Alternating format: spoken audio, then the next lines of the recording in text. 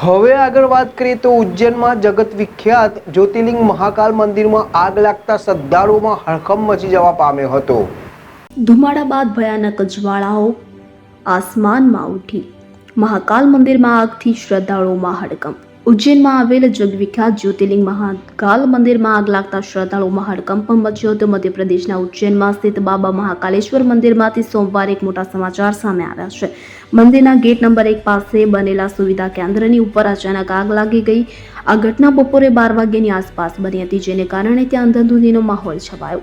આગની માહિતી મળતા જ ફાયર બ્રિગેડના વાહનો, પોલીસ દળ અને વહીવટી અધિકારીઓ ઘટના સ્થળે પહોંચી ગયા હતા અને તેને બુઝાવવાનું શરૂ કર્યું હતું।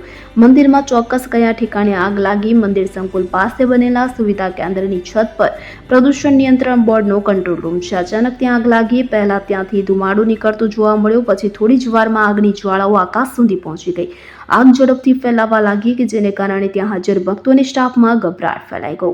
આગની જાણ થતાં જ ફાયર બ્રિગેડની ગાડીઓ તાત્કાલિક ઘટના સ્થળે પહોંચી હતી। આગને કાબૂમાં લેવા માટે ટીમને ખૂબ જ મહેનત કરવી પડી। તે જ સમયે પોલીસે શ્રદ્ધાળુઓને સલામત સ્થળોએ ખસેડ્યા કે જ્યાંથી કોઈને ઈજા ન થાય। વહીવટીતંત્રની અપીલ: ગભરાશો નહીં, બધું સુરક્ષિત। વહીવટીતંત્ર અને મંદિર મેનેજમેન્ટે ભક્તોને ગભરાવવાની નહીં તેવી અપીલ કરી હતી। તો મંદિર સંપૂર્ણપણે સુરક્ષિત છે અને દર્શન વ્યવસ્થા સુચારુ રીતે ચાલુ છે। આગને કાબૂમાં લેવા માટે શક્ય તમામ પ્રયાસો કરવામાં આવી રહ્યા છે તેમ જણાવ્યું હતું।